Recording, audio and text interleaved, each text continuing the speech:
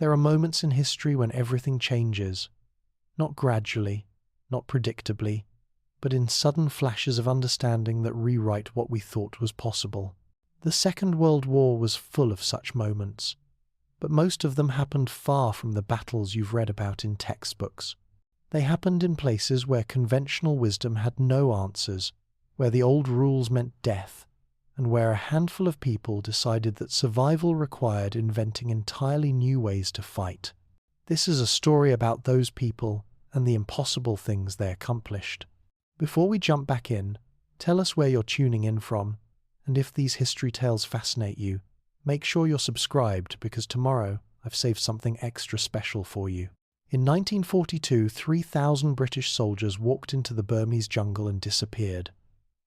They didn't surrender. They weren't captured. They simply vanished into a wall of green so dense that sunlight barely reached the ground, beginning one of the most extraordinary military operations in human history. While General Patton commanded 300,000 men across North African deserts, and Field Marshal Montgomery orchestrated massive tank battles that would fill history books for generations, a British officer named Order Wingate was doing something far stranger. He was teaching his soldiers to become ghosts. The Chindits, as they came to be called, weren't supposed to exist. Everything about them violated military doctrine that had been refined over centuries of warfare. Armies needed supply lines. Armies needed artillery support. Armies needed to maintain contact with headquarters.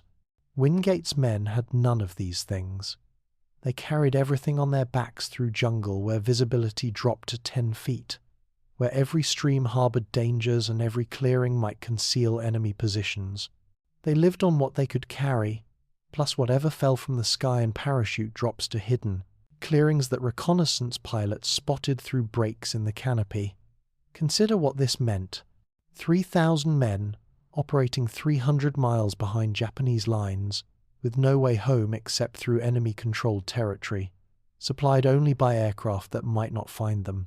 If you missed a supply drop, you starved. If you were wounded, you walked or you were left behind. If you encountered the enemy, you had whatever ammunition you carried and nothing more. It was warfare stripped down to its absolute essence, human ingenuity against impossible odds. The Japanese thought the Burmese jungle was their ally, a natural fortress protecting their flanks better than any human defense could manage. They'd seen British forces struggle with the terrain during their initial invasion, watched as monsoon rains and tropical disease did more damage than their own artillery.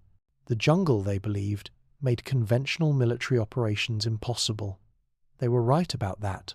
What they didn't anticipate was that someone might throw out everything conventional and invent something entirely new. In February 1943, those 3,000 ghosts emerged from the green darkness. They'd been behind enemy lines for 3 months, striking Japanese supply lines, destroying bridges the enemy thought untouchable, derailing trains carrying thousands of tons of supplies, then melting back into jungle that swallowed them completely. Each man had lost an average of 30 pounds. Many were sick with malaria, dysentery, and diseases that didn't even have names yet. But they'd proven something that would change warfare forever, that determined people with good leadership could survive and fight in environments that military science declared impassable. Wingate's innovation wasn't just tactical, it was philosophical.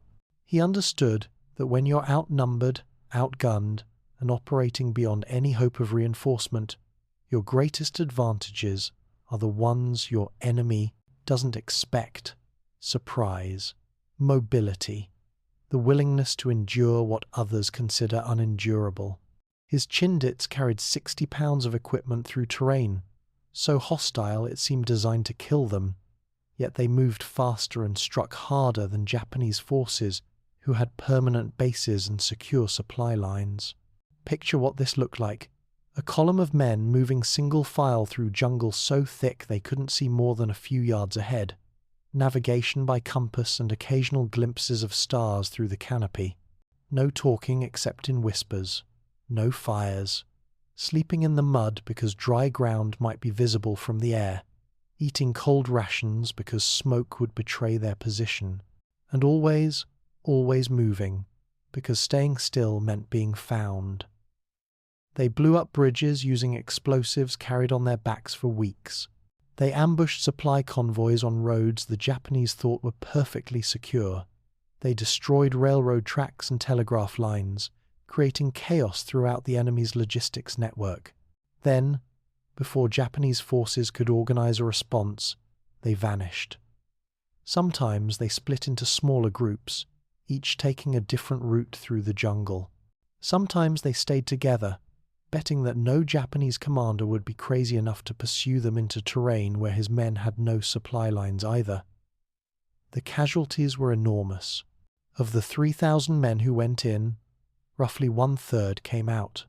Some were killed in action. More died from disease and exhaustion. But those who survived proved that human beings could do what military theory said was impossible. They showed that warfare in the modern age didn't have to mean massed armies clashing along defined front lines. Sometimes it could mean small groups of determined people appearing where they shouldn't be able to exist, doing what shouldn't be possible, then disappearing before anyone could stop them. 2,000 miles to the west, in a landscape that couldn't have been more different, another small group was proving the same principle. The Sahara Desert, where noon temperatures could exceed 50 degrees Celsius and visibility stretched to the horizon in every direction, seemed like the opposite of the Burmese jungle. But it had one critical similarity. It killed most people who tried to operate there. Conventional military forces needed massive supply chains just to survive, let alone fight. Water alone required entire logistics operations. Food, fuel, ammunition, spare parts for vehicles that broke down constantly in the sand and heat. Everything had to be brought from hundreds of miles away. Vladimir Peniakov, who everyone called Popsky, looked at this situation and saw opportunity. While British and German armies numbered in the hundreds of thousands, clashing in set-piece battles along coastal roads where supply lines could reach, Popsky's private army never exceeded 47 men. Yet between 1942 and 1945, these 47 men destroyed 412 enemy vehicles, captured 600 prisoners, and covered 60,000 miles of desert operations. Think about those numbers for a moment. 60,000 miles. That's more than twice around the Earth's equator, all of it through one of the most hostile environments on the planet. Popsky's men drove modified jeeps equipped with machine guns and extra fuel tanks. They navigated by the stars, the same stars that had guided caravans across this desert for thousands of years. They struck Italian and German fuel dumps at night, appearing out of darkness like something from ancient legend, then vanishing into sand dunes that stretched beyond every horizon. By the time enemy forces arrived to investigate, Popsky's men were 100 miles away, resting during the day's brutal heat, preparing for the next raid. The desert warfare Popsky pioneered was warfare reduced to pure mathematics. You had X amount of fuel, Y amount of water, Z amount of ammunition. Those numbers determined everything you could do. Success meant calculating exactly how far you could go, how long you could operate, and still have enough supplies to get back. Failure meant dying of thirst while your vehicle sat empty in the sand. There was no margin for error, no calling for help if something went wrong. You either got it right or you didn't come back. Popsky himself embodied this philosophy. Wounded 4 times during the war, he lost his left hand to a German mine but continued leading raids with a prosthetic hook that became legendary among both allies and enemies. The hook wasn't just a replacement, it became a symbol of the kind of person who thrived in special operations. Someone who looked at a catastrophic injury and saw merely an inconvenience, an adjustment to be made before getting back to work. These weren't traditional military heroes. They didn't lead charges across open ground or command mighty battleships. They succeeded by being where they weren't supposed to be, doing what wasn't supposed to be possible, then disappearing before anyone could respond. They understood something fundamental about modern warfare that their contemporaries were only beginning to grasp: that in an age of mechanized armies and massive logistics, small groups of clever people could have impact far beyond their numbers. The official histories of World War II focus on the great battles. Stalingrad, where 2 million men fought over a single city. Midway, where carrier fleets clashed across hundreds of miles of ocean. Normandy, where 150,000 soldiers stormed beaches defended by artillery and machine guns. These were the decisive battles, the ones that determined the war's outcome. But they weren't the only story. Running parallel to these massive operations was something quieter but equally revolutionary. In jungles and deserts, in Arctic forests and occupied cities, small groups were inventing entirely new ways to wage war. They were proving that when you strip away all the doctrine and theory, warfare comes down to a handful of principles that haven't changed since humans first organized into groups. Know your terrain better than your enemy does, move faster than they expect, strike where they're weakest, and never, ever do what they think you're going to do. These principles had always existed, but World War II created the conditions where they could be refined into something approaching science. The war was too big, too complex, too spread across too many different environments for any single approach to work everywhere. What succeeded in the deserts of North Africa would fail in the jungles of Burma. What worked in the Arctic forests of Finland would be useless in the occupied cities of Europe. This diversity of challenges created opportunities for innovation that previous wars had never offered. The commanders who seized these opportunities weren't the famous ones. History remembers Patton and Montgomery, Eisenhower and MacArthur. But the people who invented modern special operations were often outcasts, misfits who couldn't or wouldn't conform to military convention. Wingate was considered eccentric at best, mentally unstable at worst, by his superiors. Popsky was a Belgian engineer who'd emigrated to Egypt and joined the British Army at age 42. These weren't career officers rising through traditional ranks. They were improvisers and innovators who succeeded precisely because they didn't know or care about what military tradition said was impossible. What they discovered in those forgotten corners of the war would outlive them by generations. Every principle of modern special operations traces back to these early experiments. Deep penetration raids, aerial resupply, living off hostile land, integration with indigenous forces, deception operations, technology acquisition. The fundamental recognition that small, highly trained units operating independently can have strategic impact disproportionate to their size. None of this existed as doctrine when the war began. All of it was standard practice by the time it ended. But perhaps the most important discovery was psychological rather than tactical. These early special operations commanders proved that human beings can endure and accomplish far more than anyone thought possible when they're led by people who understand both the environment and human nature. The Chindits survived 3 months in jungle that killed ordinary soldiers in days. Popsky's men operated in desert heat that would have incapacitated conventional forces.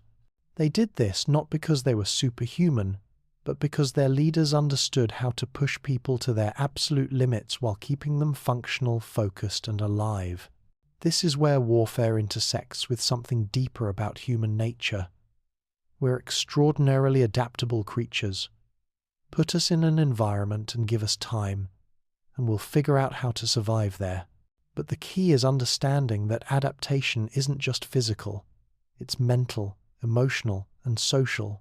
The Chindits didn't just carry heavy loads through hostile jungle.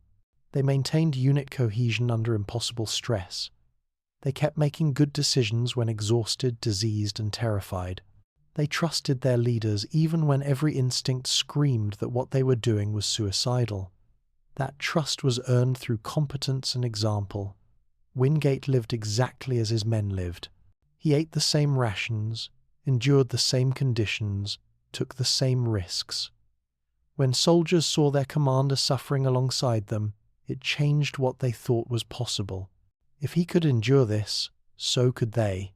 If he believed they could succeed, then perhaps they actually could. Leadership in special operations has always been about this kind of shared experience and mutual trust, because when you're operating beyond any hope of external support, trust is the only thing holding you together. The war created thousands of these small dramas playing out simultaneously across the globe. While the world's attention focused on massive battles involving hundreds of thousands of troops, tiny groups were conducting operations that would have seemed impossible just years earlier. They were writing the rule book for a kind of warfare that would define the next century of conflict.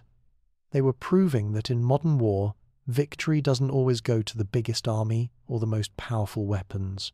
Sometimes it goes to whoever adapts fastest, thinks most creatively, and refuses to accept that something can't be done.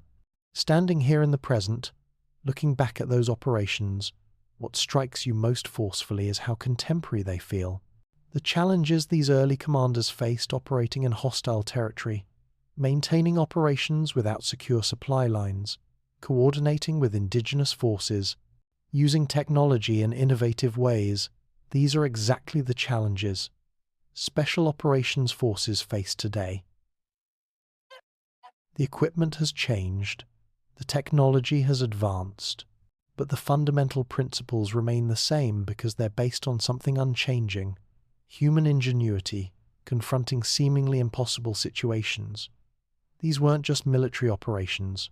They were demonstrations of what becomes possible when people reject conventional wisdom and invent new solutions to old problems.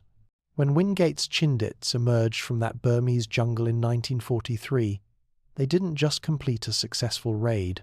They proved that an entirely new kind of warfare was possible, one that would transform how nations think about military operations. When Popsky's tiny force destroyed hundreds of enemy vehicles across thousands of miles of desert, they showed that strategic impact doesn't require massive forces if you understand mobility and surprise. The story of how shadows became armies is really a story about human adaptability and innovation under extreme pressure. It's about what happens when the old ways stop working and people are forced to invent new ones or die. It's about leaders who saw opportunities where others saw only obstacles, who looked at impossible situations and asked not, "Can this be done?" but "How do we do this?" And it's about ordinary people accomplishing extraordinary things because someone believed they could and showed them how. This is just the beginning. What happened in those jungles and deserts was merely the first chapter in a revolution that would spread across every aspect of warfare. But to understand how complete that revolution became, we need to follow these threads deeper into the specific operations that defined what special operations could achieve. We need to meet the individuals who took these principles and pushed them to their absolute limits, who showed that the impossible was merely difficult, and that the difficult just required a different kind of thinking. The Japanese military had studied the Burmese jungle for years before the war began. Their intelligence officers had mapped it, their planners had analyzed it, and they'd reached a conclusion that seemed unassailable. The jungle was better than any defensive fortification humans could build. It stretched for hundreds of miles, dense and trackless, where a man could stand 10 feet from you and remain invisible, where the heat and humidity alone could kill, where diseases with no cures waited in every pool of standing water. The Japanese had used this jungle as a highway during their lightning conquest of Burma, but that was different. They'd moved along roads and rivers, established supply bases, maintained contact with their command structure. What they knew couldn't happen was sustained operations deep inside that green hell with no supply lines, no bases, no reinforcements. Then, February 1943 arrived, and 3,000 ghosts proved them wrong. Imagine standing at the edge of that jungle in early 1943. Before you stretches a wall of vegetation so thick it looks solid, like a green curtain drawn across the world. The air is soup thick with humidity. carrying the smell of rot and growth happening simultaneously. You can hear things moving in there, see shadows shifting, but you can't identify anything specific. Your orders are to walk into that darkness with 60 pounds on your back and survive for 3 months without any contact with friendly forces except radio signals and supply drops. Every instinct you possess is screaming that this is suicide. This is where Wingate's genius became apparent. He understood that the jungle wasn't one environment, but dozens of micro-environments, each with its own rules. The canopy level, where treetops formed an almost solid roof filtering 90% of the sunlight. The understory, a twilight world of hanging vines and rotting logs. The forest floor, surprisingly clear in places where the canopy blocked enough light to prevent undergrowth. Streams and rivers cutting through it all, providing both water and navigation routes but also exposure to enemy patrols. If you understood these layers, if you learned to read them the way sailors read the sea, the jungle stopped being an obstacle and became an ally. The Chindits learned to move through this layered world like water flowing downhill, always taking the path of least resistance. They didn't hack their way through undergrowth, leaving obvious trails. They found game paths, followed natural clearings, moved along ridgelines where vegetation thinned. When they needed to cross exposed areas, they did it at dawn or dusk when light conditions made observation difficult. They learned to rest during the hottest hours, when even the Japanese patrols stayed in shade. They became part of the jungle's rhythm instead of fighting against it. Navigation alone was an extraordinary challenge. In dense jungle, you can't see landmarks. The sun is invisible through the canopy. Stars only appear in the occasional clearing, yet the Chindits had to navigate to specific targets 300 miles behind enemy lines, arrive at exact coordinates for supply drops, and find their way back through terrain that looked identical in every direction. They did it using compass bearings, pace counting, and an almost supernatural ability to read terrain. A slight rise that would be invisible in open country became a crucial landmark. The way water flowed indicated elevation changes too subtle to see. The types of vegetation growing in an area told you about drainage, soil composition, and whether you were likely to find dry ground for sleeping. The supply drops were themselves small miracles of coordination. Imagine trying to find a clearing in hundreds of square miles of unbroken jungle canopy, then marking it so aircraft flying at several thousand feet could spot it, all while Japanese patrols were actively hunting you. The Chindits used panels of white cloth arranged in specific patterns, visible from above but meaningless to anyone on the ground who didn't know the code. Pilots would circle these hidden clearings in the darkness, watching for signal fires that lit only when they heard the aircraft overhead. Then they'd push out packages that fell through the night on parachutes, carrying everything from ammunition to medical supplies to mail from home. Sometimes the drops went wrong. Packages landed in trees and couldn't be recovered. Parachutes failed and supplies were destroyed. Japanese patrols heard the aircraft and converged on the drop zone. When that happened, the Chindits had to make impossible choices: defend the supplies and risk being trapped, or abandon them and face starvation. These weren't theoretical decisions debated in comfortable headquarters. They were life and death choices made by exhausted men who knew that a wrong decision meant everyone died. The operations themselves were masterpieces of timing and violence. The Chindits would observe a Japanese supply route for days, learning patterns of movement, identifying vulnerabilities. Then they'd strike at the optimal moment, usually at night, when confusion gave them advantage. A bridge would explode, a supply train would derail, an ammunition dump would detonate with a blast that could be heard for miles. And before Japanese forces could organize a response, the raiders had vanished back into jungle that concealed them perfectly. Consider what it took to blow up a bridge 300 miles behind enemy lines. First, you had to carry explosives through jungle for weeks without getting them wet, which would render them useless. You had to place them precisely on structural points you'd identified through reconnaissance. You had to do all of this while Japanese guards watched the bridge, because they knew how valuable it was. Then you had to detonate the charges and escape before the explosion brought every enemy soldier in the area down on your position. One mistake at any stage meant failure or death or both. The Japanese response was predictable but ineffective. They sent larger patrols into the jungle, trying to hunt the raiders. But large patrols couldn't move quietly, couldn't hide, and needed supply lines that made them vulnerable to exactly the kind of attacks they were trying to prevent. They tried air reconnaissance, but jungle canopy defeated that. They tried informant networks among local villages, but the Chindits had learned to move through areas so remote that no villages existed. Every conventional response the Japanese attempted foundered on the same reality. The Chindits had adapted to an environment where conventional thinking didn't work. But adaptation came at a terrible price. Every man lost weight steadily, burning more calories than they could possibly carry or be resupplied. Malaria was nearly universal. The question wasn't whether you'd catch it, but whether you'd remain functional once. That you did. Dysentery struck randomly, leaving men too weak to walk, yet unable to stop because stopping meant being left behind. Infected wounds became gangrenous in the heat and humidity. Feet rotted inside boots that were never dry. Leeches were so common that men stopped bothering to remove them except during rest breaks.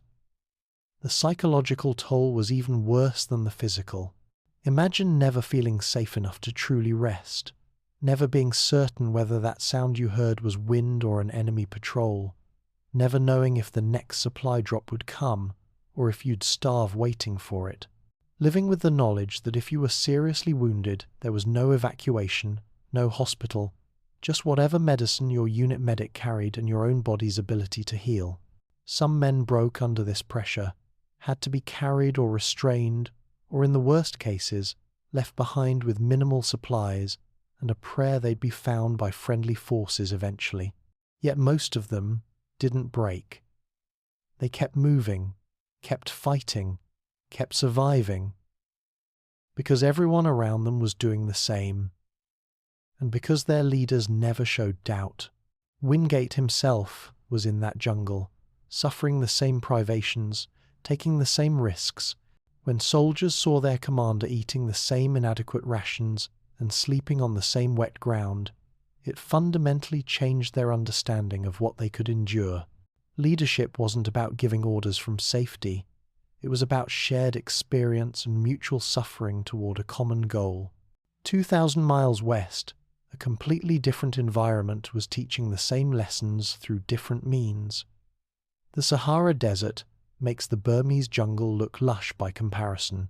Where the jungle offered concealment and water, the desert offered neither. Where the jungle's dangers came from disease and ambush, the deserts came from exposure and thirst. Yet Popsky's private army thrived in this environment using the same fundamental principle: understanding terrain better than your enemy does. Popsky Vladimir Peniakov was an unlikely warrior. Born in Belgium, educated as an engineer, living in Egypt when the war began, he was 42 years old when he joined the British Army. In a military culture that valued youth and conformity, he was neither young nor conventional. What he possessed instead was an engineer's mind for solving problems and an immigrant's lack of respect for how things had always been done. When he looked at the Sahara, he didn't see an obstacle.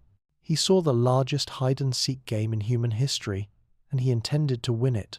The desert warfare Popsky pioneered was entirely about mathematics and navigation. You could carry X gallons of fuel and Y gallons of water in your modified Jeep. Fuel consumption gave you a range of Z miles. Water requirements meant you needed to return to a supply point within W days or die of dehydration. Within those constraints, you could go anywhere, strike anything, create chaos far beyond what your tiny force should be capable of. But exceed those constraints even slightly, and the desert killed you with absolute certainty. His private army developed navigation skills that would have impressed ancient Bedouin tribes. They learned to dead reckon across featureless sand using compass bearings and odometer readings, calculating position based on speed and direction. They navigated by the stars with an accuracy that put them within a few hundred yards of their targets after journeys of several hundred miles. They learned to read the desert's subtle variations, different colors of sand indicating rock formations below, vegetation patterns revealing underground water, the way wind sculpted dunes providing directional information even when stars were invisible. The raids themselves were exercises in controlled violence. Popsky's men would arrive at an Italian or German supply dump in the dead of night, having driven for days through terrain their enemies thought impassable. The first indication the guards had of anything wrong was often the sound of machine guns opening fire.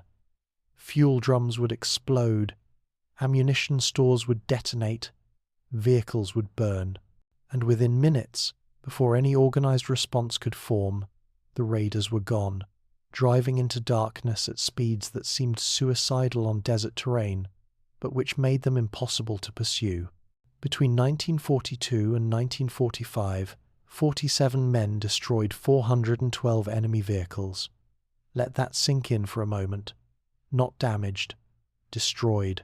Trucks, staff cars, fuel tankers, armoured vehicles all rendered completely useless. They captured 600 prisoners, usually by accident when they struck camps and found enemy personnel who surrendered rather than die fighting.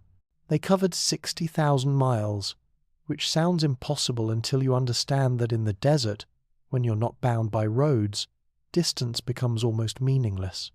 You point your vehicle in a direction and drive until you reach your destination or run out of fuel.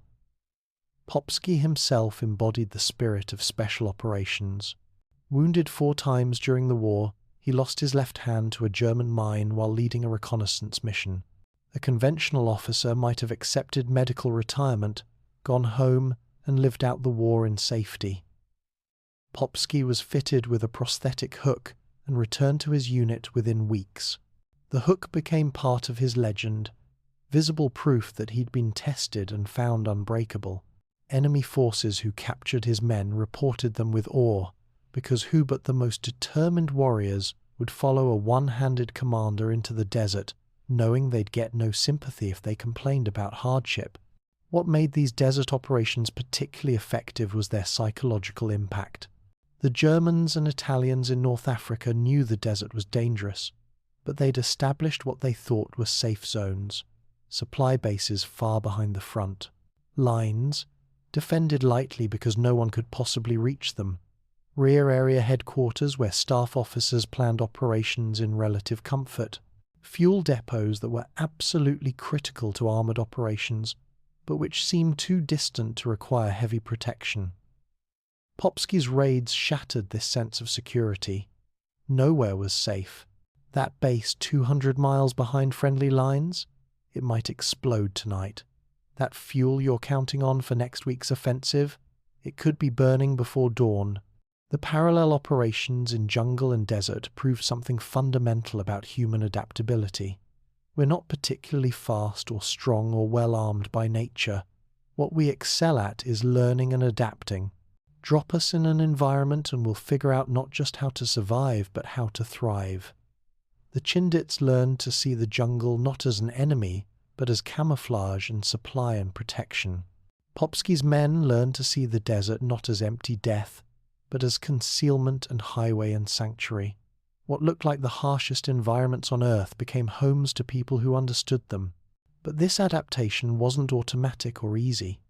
It required leadership that understood both the environment and human psychology.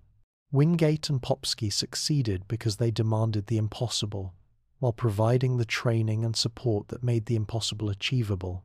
They pushed their men to their absolute limits but never beyond. They asked for superhuman endurance while treating their soldiers as humans who needed food and rest and occasional encouragement. This balance, demanding everything while supporting those who gave it, became the foundation of special operations leadership. The technological component was equally important. Both operations required equipment that didn't exist in standard military inventories. The Chindits needed lightweight radios powerful enough to reach aircraft hundreds of miles away, but portable enough for one man to carry. They needed weapons. Reliable enough to function in jungle humidity, food concentrated enough to carry weeks' worth of calories, medical supplies compact enough to fit in a pack, yet comprehensive enough to treat tropical diseases. Popsky needed vehicles that could drive 500 miles through sand without breakdown, fuel tanks that could hold enough for those journeys, machine guns mounted to fire while driving at high speed. None of this equipment existed when the operations began. All of it had to be designed, tested, modified, and manufactured while the war was already underway. This process of rapid innovation under combat conditions became another hallmark of special operations. You couldn't wait for perfect equipment. You took what existed, modified it for your needs, tested it under actual combat conditions, and refined it based on what worked. The cycle of design, test, modify, repeat happened in weeks or months instead of the years typical of military procurement. The intelligence value of these operations went far beyond the physical damage they inflicted. Every raid generated information. What supplies were moving through an area? How well were they guarded? How quickly could the enemy respond to attacks? What routes were they using? This intelligence flowed back to headquarters, where it informed broader strategy. The Chindits' reports on Japanese supply lines helped plan larger operations. Popsky's observations of German fuel movements revealed weaknesses in Rommel's logistics. Small forces operating deep in enemy territory became the eyes and ears of larger armies, providing information that aerial reconnaissance and radio intercepts couldn't duplicate. Perhaps most importantly, these operations proved that special operations could be systematized. They weren't just lucky accidents or the product of a few extraordinary individuals. The techniques could be taught, the equipment could be standardized, the tactics could be refined and passed on to new units. What Wingate and Popsky discovered in jungle and desert became the foundation for training programs that would produce thousands of special operations soldiers over the following decades. The improvisation and innovation that had been necessary for survival became doctrine that could be studied and practiced. When the survivors of these operations finally returned to safety, they were physically destroyed. The Chindits had each lost an average of 30 pounds. Many had malaria so severe it would recur for the rest of their lives. Some had injuries that would never fully heal. Popsky's men came back burned dark by the sun, dehydrated despite precautions, exhausted beyond what they'd thought possible. Every one of them carried psychological scars from witnessing things no human should have to see, from making decisions that haunted them afterward, from losing friends in ways they couldn't prevent. Yet they'd also gained something. They'd proven to themselves and the world that humans can adapt to any environment, survive any hardship, accomplish any objective, if they're properly led and sufficiently motivated. They'd taken the military establishment's certainty about what was impossible and shattered it. They'd shown that a handful of people who understood their environment could have strategic impact far beyond their numbers. They'd written the first chapters of a manual that would revolutionize warfare. The jungle and desert operations of World War II weren't just military victories.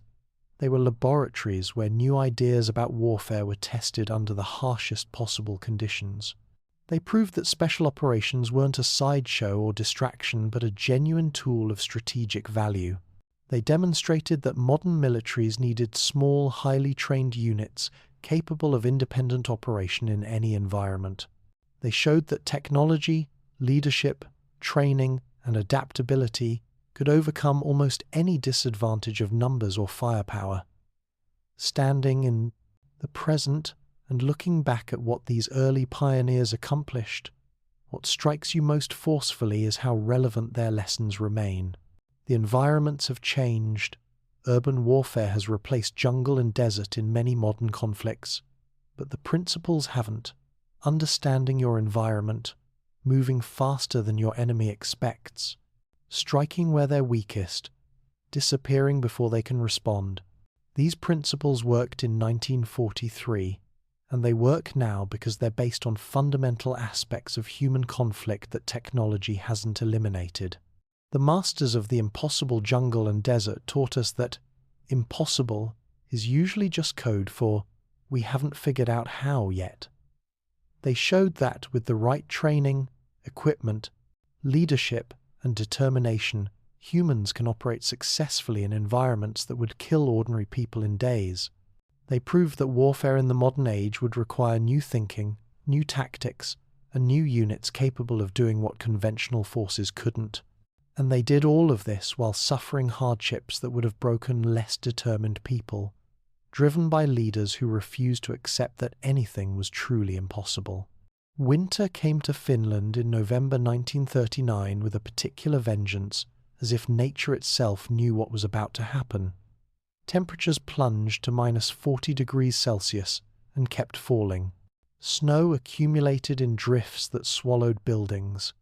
The few hours of daylight became a pale grey twilight that hurt the eyes more than it helped them see. And into this frozen nightmare marched 500,000 Soviet soldiers, equipped with thousands of tanks and artillery pieces, confident they would conquer Finland in 2 weeks. They were about to learn that winter fights for no one, and that a man who knows how to survive in extreme cold has an advantage no amount of equipment can overcome. Simo Häyhä was a farmer, 24 years old, 5 feet 3 inches tall, quiet to the point of being almost mute in social situations. He'd done his mandatory military service, become a decent shot with a rifle, then returned to his farm near the Russian border where he planned to spend his life growing crops and hunting in the forest. Nothing about him suggested he would become the most effective sniper in human history. Nothing, except his intimate knowledge of those forests and his understanding that in winter, stillness is survival. When the Soviet invasion began, Häyhä reported to his unit with the same rifle he used for hunting, a Finnish M2830, basically a modified Russian Mosin Nagant, with iron sights that he preferred over telescopic scopes. His reasoning was simple and brilliant. Scopes fog in extreme cold. Scopes glint in what little sunlight exists. Scopes add weight and complexity. Iron sights never fail. If you know how to use them, if you understand distance and wind and the way cold air affects bullet trajectory, iron sights are all you need. For the next 100 days, Simo Häyhä became death itself, wrapped in white camouflage, invisible against snow until the moment he fired. Picture what this actually looked like. Imagine lying in snow at minus 43 degrees Celsius for hours at a time, absolutely motionless, not shifting position because movement creates shadows that alert the enemy, not breathing through your mouth because breath vapor will give away your position. Häyhä learned to pack his mouth with snow, letting it melt slowly so his breath was cooled before it left his body, creating no visible vapor cloud. He learned to position himself so the sun, when it appeared at all, was behind him, ensuring no glint from his rifle would betray him. He learned to shoot during moments when wind moved the snow, masking the small disturbance his rifle created. The Soviets came through those forests in their thousands, believing their numbers made them invincible. They wore uniforms that stood out against snow like ink on paper. They moved in columns along roads because off-road travel in deep snow was exhausting. They talked and smoked and assumed that any Finnish resistance would be obvious and confrontational. These assumptions killed them. Häyhä would select a position overlooking a Soviet supply route or troop movement. He'd dig into the snow, creating a hide that was invisible from more than a few feet away. He'd place snow in front of his position so that when he fired, the muzzle blast would stir the snow rather than creating a telltale plume of powder.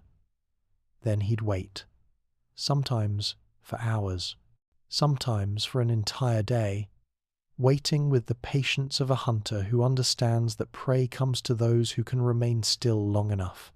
When Soviet soldiers appeared, Häyhä would assess the situation with a hunter's practiced eye. Officers first, because leaderless units lose cohesion. Machine gunners second, because they're the most dangerous to other Finnish troops. then anyone who seemed alert or competent, because those are the ones who might spot him. He fired methodically, spacing shots to avoid creating a pattern, changing position between kills when possible. Each shot was at ranges between 100 and 400 meters, distances where iron sights worked perfectly if you knew how to use them. 542 confirmed kills in 100 days. That's more than 5 Soviet soldiers every single day for over 3 months. Not wounded, not possible kills that couldn't be confirmed, deaths that were witnessed and verified by other soldiers. The actual number was almost certainly higher, because many kills happened in situations where confirmation was impossible. Some historians estimate his true total exceeded 700. The Soviets called him the White Death, and they became obsessed with eliminating him. They sent counter-sniper teams specifically to hunt him. Haiha eliminated them. They conducted artillery, strikes on areas where they thought he might be hiding. He moved before the shells arrived. They tried using their own snipers with telescopic sights, thinking superior optics would give them advantage. Those snipers died because their scopes glinted in the light and because Haiha could see them before they saw him. Think about the psychological impact of this. You're a Soviet soldier in a war you were told would be easy, and men in your unit are dying from invisible sources. One moment your friend is beside you, the next moment he's dead with a bullet through his head, and you heard no shot, saw no muzzle flash, have no idea where death came from. You can't return fire because you don't know what to shoot at. You can't take cover because you don't know what you're covering from. You're being hunted by something you cannot see, cannot hear, cannot fight. That kind of fear destroys morale faster than any defeat in open battle. On March 6, 1940, the Soviets finally hit Haiha. An explosive bullet struck him in the jaw, destroying the left side of his face, exiting through his cheek. The standard assumption for such a wound was death, if not immediately. Then from infection or blood loss or shock, his fellow soldiers found him unconscious in snow that was red with his blood. They carried him to medical facilities, not expecting him to survive the journey. He regained consciousness 11 days later. Half his face was gone, reconstructed through surgeries that were extraordinarily primitive by modern standards. He would never look the same. Speaking would always be difficult. But he lived through the rest of the war, through Finland's complicated relationship with Germany, through the post-war years, all the way to 2002, when he died at age 96. The White Death couldn't be killed, not by explosive bullets, not by time itself, it seemed. But Haiha was just one man in a winter war that proved something fundamental about warfare in extreme environments. All across the Eastern Front, from Finland to Ukraine, winter became a weapon that killed without discrimination. The difference between survival and death often came down to who understood the environment better. Soviet forces entered Finland with equipment designed for less extreme conditions. Their vehicles froze and wouldn't start. Their lubricants thickened to the point where weapons jammed. Their soldiers wore uniforms that were inadequate for temperatures that regularly dropped below -30 degrees Celsius. They tried to maintain supply lines through forests, where snow made roads impassable and where every convoy was vulnerable to ambush.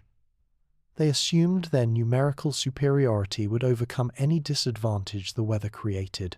Finnish forces, outnumbered 3-1, used winter as their greatest ally. They wore white camouflage that made them invisible against snow. They moved on skis that let them traverse terrain where Soviet soldiers sank to their waists. They struck at night when temperatures dropped even further, and Soviet troops huddled around fires that marked their positions perfectly. They knew which forests provided concealment, which frozen lakes could support weight, which routes stayed passable even in the heaviest snow. They were fighting on their home ground, in conditions they'd trained for their entire lives. The result was a winter war that shattered Soviet confidence and taught the world that understanding your environment matters more than numerical superiority. The Soviets eventually achieved their territorial objectives through sheer persistence and weight of numbers, but they lost between 126,000 and 167,000 men doing it. Finland lost approximately 25,000. The casualty ratio stunned military observers worldwide and made it clear that winter warfare required specialized knowledge that couldn't be improvised. 2,000 miles to the south, another master of winter warfare was conducting operations that would tie down hundreds of thousands of German troops desperately needed elsewhere. Sidir Kovpak was a Ukrainian who'd fought in the First World War, survived the Soviet purges through a combination of competence and luck, and found himself leading partisan operations against German occupation forces in 1941. By the time the war ended, he'd transformed partisan warfare from scattered resistance into something approaching military science. Kovpak's forces eventually numbered 23,000 fighters spread across multiple units, but they didn't operate like a conventional army. They lived in the forests, moving constantly, striking German supply lines, and then vanishing before Wehrmacht forces could respond. Between 1941 and 1944, his partisans destroyed 918 German trains and 518 bridges. Think about what those numbers mean. Every train carried supplies, fuel, ammunition, food, equipment that German armies needed to maintain operations. Every bridge destroyed forced detours or delays that cascaded through the entire logistics network. 23,000 partisans created more disruption than entire conventional armies. The German response revealed how effective these operations were. They committed 800,000 troops to anti-partisan operations across the Eastern Front. 800,000 soldiers who could have reinforced Stalingrad or Kursk or any of a dozen other critical battles were instead hunting ghosts in forests and swamps. They conducted sweeps that found nothing. They burned villages suspected of supporting partisans, which only created more partisans. They tried aerial reconnaissance, but forest canopy concealed everything. They tried infiltration, but partisan security was too good. Nothing worked because the partisans understood something fundamental. In your own territory, against an occupying force, you don't need to win battles. You just need to survive and keep fighting. Kovpak's partisans operated under conditions that would break most military units. They lived outdoors year-round, enduring summers where mosquitoes could drain blood faster than a human could replace it, and winters where temperatures dropped low enough to freeze exposed skin in minutes. They had no permanent bases, no secure supply lines, no possibility of evacuation if wounded. Medical care consisted of whatever doctors had joined the partisans and whatever supplies could be captured or improvised. Food came from the forest, from sympathetic villagers, or from raids on German positions. Every day was a struggle just to stay alive, let alone conduct military operations. Yet they thrived because they'd adapted completely to forest warfare. They moved through terrain Germans considered impassable swamps that looked like solid ground but could swallow a man in seconds, forests so dense that visibility dropped to a few meters, river systems that provided transportation but required intimate knowledge to navigate safely. They knew which villages would hide them, which routes avoided German patrols, which seasons made different areas accessible. They'd become part of the forest ecosystem, as natural there as the wolves that hunted the same territory. The raids themselves were masterpieces of timing and local knowledge. A partisan unit would observe a German supply train for days, learning its schedule and security procedures. They'd identify the optimal ambush location, usually a section of track that curved or climbed, where the train would be moving slowly and where escape routes existed in multiple directions. They'd place explosives with timing devices or pressure triggers, positioning them precisely to maximize damage. Then they'd withdraw to observation points, wait for the explosion, and move in to finish off any survivors and loot whatever supplies they could carry before German reinforcements arrived. the bridge destructions were even more impressive. Bridges were heavily guarded because the Germans understood how critical they were. Destroying one required getting past guards, placing explosives correctly on structural supports, and detonating them in a way that brought down the entire structure. It required engineering knowledge most partisans didn't have, which meant they learned through trial and error. Early attempts often failed explosives placed incorrectly, insufficient quantity to bring down the structure, premature detonation that alerted guards. But partisans learned from each failure, refined their techniques, and eventually became expert at collapsing bridges that German engineers had considered indestructible. The German military tried everything to stop partisan operations. They created special anti-partisan divisions trained in forest warfare.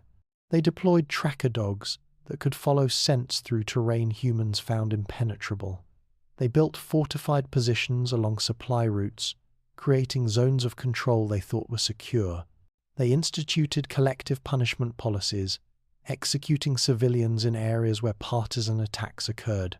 None of it worked, because the fundamental problem couldn't be solved through conventional military means. The partisans weren't trying to hold territory or win battles in any traditional sense. They were trying to survive and continue inflicting damage, and every day they succeeded at both was a day the Germans lost resources they couldn't spare. It was asymmetric warfare, refined to its essence, small forces, creating disproportionate impact through mobility, local knowledge, and absolute commitment to the cause. Winter made partisan operations both harder and more effective. Harder because survival in winter forests required constant effort just to avoid freezing to death.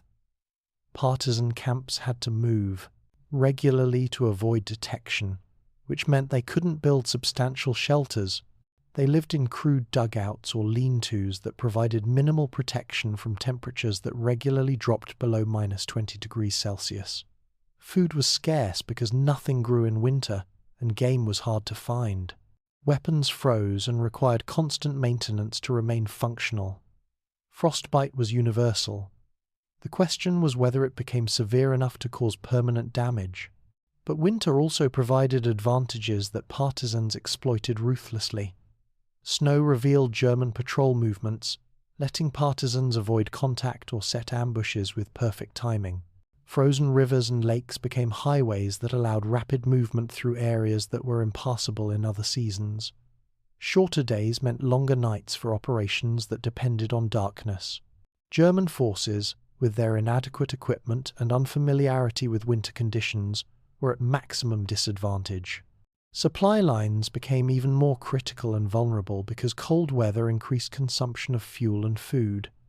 The psychological component of winter warfare was at least as important as the physical. Consider what it's like to be constantly cold, not the temporary discomfort of a winter day that ends when you go inside, but persistent, inescapable cold that penetrates to your bones and never entirely leaves. Your body is always fighting to maintain core temperature, burning calories faster than you can replace them. Your extremities hurt constantly, fingers and toes sending pain signals that are impossible to ignore. Sleep becomes difficult because you're never warm enough to truly relax. Your mind slows as your body diverts energy to survival functions. Now imagine fighting a war in those conditions.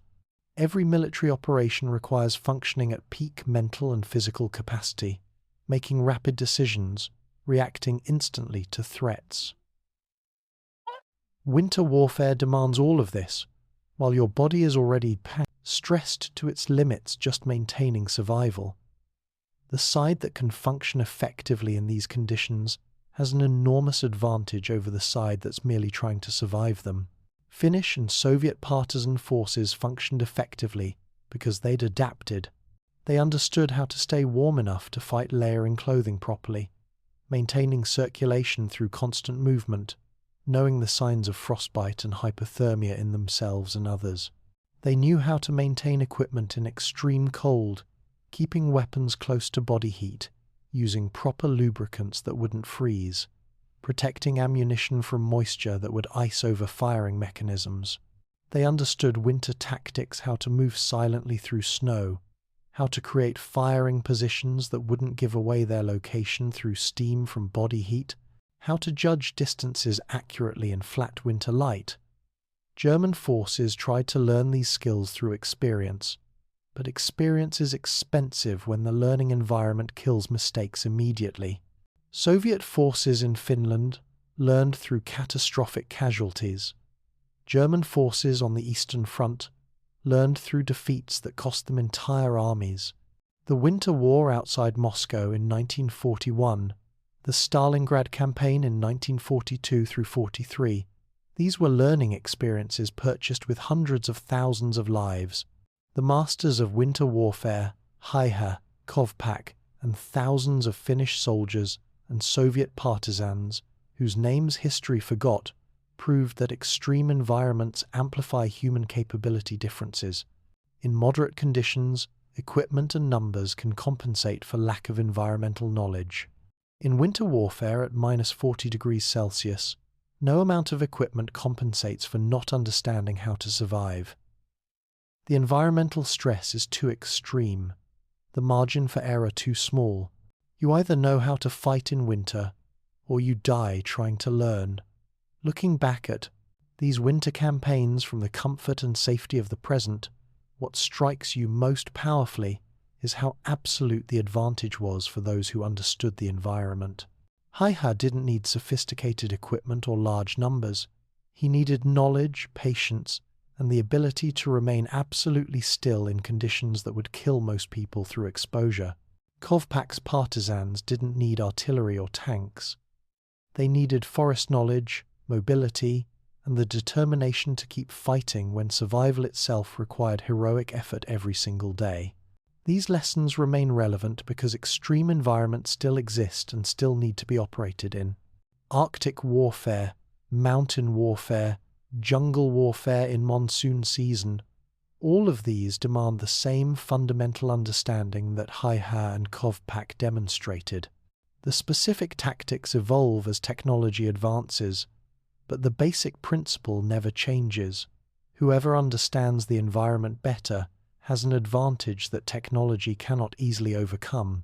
The phantoms of Arctic hell taught us that winter doesn't fight for anyone, but it will kill anyone who doesn't respect it.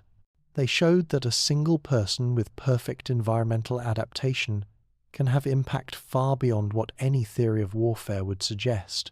They proved that partisan operations, when properly conducted in terrain that favors them, can tie down forces many times their size. And they did all of this while enduring hardships that most people cannot even imagine, driven by necessity and led by people who understood both the environment and human endurance. These weren't superhuman achievements, they were human achievements pushed to absolute limits by people who had no choice but to exceed what seemed possible. They were demonstrations that when survival depends on it, when leadership is competent and motivation is sufficient, humans can adapt to any environment and continue fighting effectively. The frozen forests of Finland and Ukraine became laboratories where theories of winter warfare were tested under conditions that killed those who got anything wrong. The survivors wrote the manual in blood and ice, and their lessons echo through every cold-weather military operation conducted since. In January 1942, a failed chicken farmer sat in a Lisbon hotel room and decided to become a spy. Juan Pujol Garcia had tried multiple careers and failed at all of them. He'd managed a cinema that went bankrupt. He'd raised chickens that died. He'd worked in a bank until they dismissed him. He had no military training, no intelligence experience, no connections to British intelligence agencies. What he did have was a hatred of fascism and an imagination that would prove more valuable than any actual espionage network. He approached British intelligence and offered his services. They rejected him. He approached American intelligence. They rejected him too. So Pujol did something extraordinary. He invented an entire espionage career to make himself valuable. He contacted German intelligence, claimed to be living in London with excellent connections, and offered to spy for them. The Germans, desperate for intelligence about Britain, accepted. There was one small problem. Pujol had never been to Britain. He was in Portugal. Everything he would tell the Germans about British military operations would come from guidebooks, train timetables, newsreels, and his exceptionally creative imagination. For months, Pujol sent reports to his German handlers about British military activities he'd supposedly observed. He described troop movements through cities he'd never visited. He reported on defences at ports he'd only seen in photographs. He created a network of fictional sub-agents, 27 of them eventually, each with detailed backstories, personalities, and access to different aspects of British military operations. There was the pilot in the Royal Air Force, who provided aviation intelligence, the South African in the British Army who reported on troop deployments, the Venezuelan student at Glasgow University who had access to military personnel. None of these people existed, yet the Germans believed in them completely. The reports were often spectacularly wrong in ways that should have revealed the deception. Pujol described Liverpool as a drunken orgy because he'd read about sailors visiting the port and assumed the entire city was consumed by debauchery. He reported on troop trains that didn't exist, running on schedules he'd invented. He placed military units in locations they'd never occupied. Yet the Germans not only believed these reports, they paid him for them. £340,000 sterling over the course of the war, equivalent to roughly £16 million today, for intelligence that existed only in Pujol's creative mind. British intelligence eventually noticed that German actions seemed based on wildly inaccurate information about their operations. They traced this misinformation back to Pujol and, rather than exposing him, recruited him to work for them. Suddenly, his imaginary spy network became one of the most valuable assets in Allied intelligence. Now, Pujol would feed the Germans information that was carefully crafted to be believable, while being precisely, strategically wrong. The masterpiece of Pujol's career came in the months before D-Day. The Allies desperately needed to convince Germany that the Normandy invasion was a feint, that the real invasion would strike at Pas-de-Calais, 150 miles northeast. This deception would keep German reserves out of position during the critical first days when the Normandy beachhead was most vulnerable. The operation, codenamed Fortitude, was the largest deception operation in military history, involving fake armies, dummy equipment, and controlled information flow. At its heart was Pujol and his Phantom network. Pujol's fictional agents reported feverishly about massive troop concentrations in southeast England, positioned perfectly for a Pas-de-Calais invasion. They described tank divisions that existed only as inflatable mock-ups. They reported on command structures for armies that had no soldiers. They sent urgent warnings about invasion preparations that pointed away from the actual target. The Germans received this flood of intelligence and believed it completely because it came from a source they'd trusted for years. On June 5, 1944, the night before D-Day, Pujol sent an urgent message warning of an imminent invasion. The message arrived too late for the Germans to act on it by design, but it established that Pujol's network had access to the most sensitive Allied plans. Then, in the days after D-Day, as German High Command debated whether Normandy was the real invasion or a diversion, Pujol's agents confirmed their worst fears. Normandy was indeed a feint. The main invasion was still coming at Pas-de-Calais.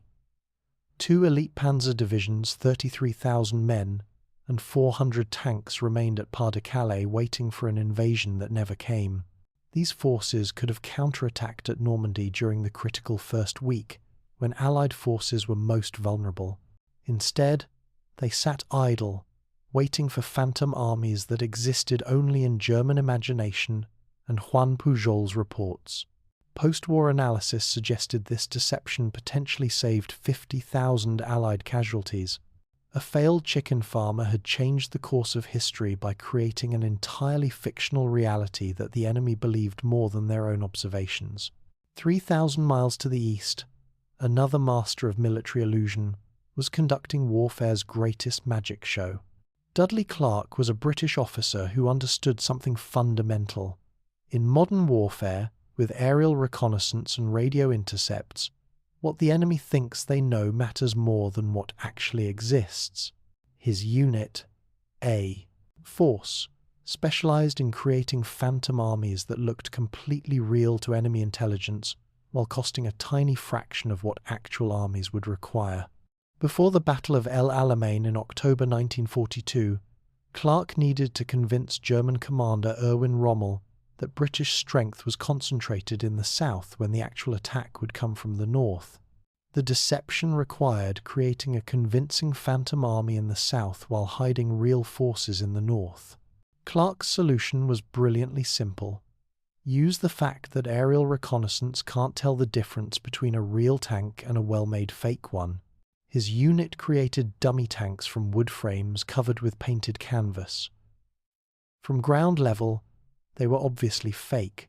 From 5,000 feet, where German reconnaissance aircraft flew, they looked exactly like the real thing. Clark positioned 200 of these dummy tanks in southern positions where German aerial photography would capture them. Meanwhile, 600 real tanks in the north were disguised as supply trucks using canvas covers that concealed their true profile. The Germans photographed these phantom forces daily, building intelligence assessments based on what their eyes told them was there. Their maps showed British strength concentrated in the south. Their planning assumed the main attack would come from that direction. When Montgomery's actual attack struck from the north with overwhelming force, German units were 150 miles out of position. By the time they redeployed, the battle was essentially decided. But Clark's operations went far beyond dummy tanks. He created entire phantom divisions with fake radio traffic, simulating normal military communications. Radio operators sent messages about supply requests, troop movements, and operational planning for units that didn't exist. German radio intercept stations picked up this traffic and added it to their intelligence assessments. The phantom divisions seemed as real as the genuine ones because they communicated exactly as real units would. He used sound effects to simulate tank movements. Recordings of tank engines and tracked vehicles played from trucks driving through positions where German listening posts could detect them. He created false supply dumps with real supplies arranged to look like they supported phantom units. He even manufactured fake documents and maps designed to be captured by German patrols, each one reinforcing the deception that phantom forces were real. The scale of these operations was extraordinary. At one point, Clark's force was simulating 3 entire divisions, roughly 45,000 men, and hundreds of tanks that didn't exist. The resources required to maintain this deception were minimal compared to actually fielding 3 divisions, but the strategic impact was identical. German forces planned and positioned based on threats that were purely imaginary. The psychological sophistication of Clark's work is what made it so effective. He understood that intelligence analysts want to find patterns and make sense of what they observe. Give them consistent data from multiple sources. Aerial photography showing tanks, radio intercepts confirming unit communications, captured documents mentioning those units, and they'll construct a narrative that explains everything. Once that narrative is established, contradictory evidence gets dismissed as anomalies or outdated information.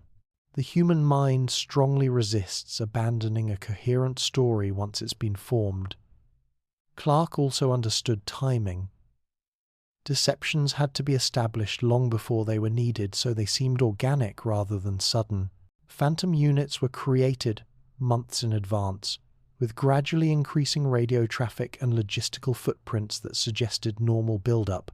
By the time those phantom units needed to be in position for an operation, German intelligence had been tracking them for so long that their existence seemed beyond question.